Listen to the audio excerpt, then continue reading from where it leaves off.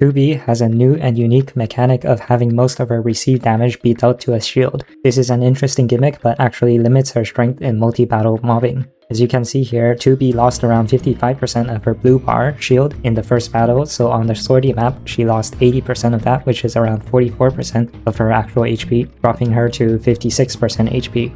In the second battle, the blue bar shield, even though it looks full, it's actually only worth 56% of 2B's max HP because that's what she started the battle with.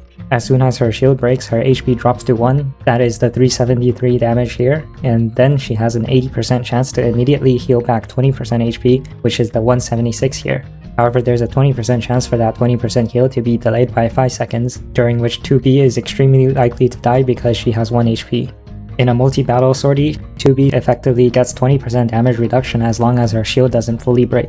However, healing her is delayed by 1 battle, so her max HP is effectively some fraction of her nominal max, depending on how difficult the mob battles are. And all it takes is 1 unlucky battle for her to explode beyond all repair, and that 80% chance of reset won't save her because she will have 20% HP and 20% shield going into the next battle.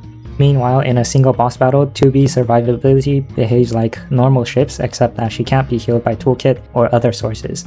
Equipping and maxing her unique augment gives her around 23% more damage.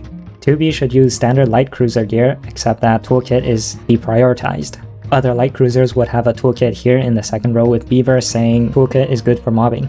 But for 2B that is missing and the toolkit is at the bottom.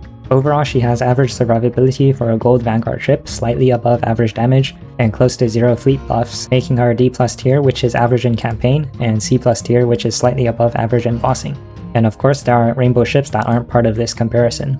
So unfortunately, 2B does not get the 2 big Bs, but I guess you can say she got 2 Bs in the subcategories.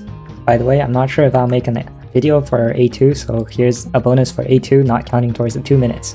A2 is a sort of a somewhat glassy cannon. She has poor self-survivability, but very high damage.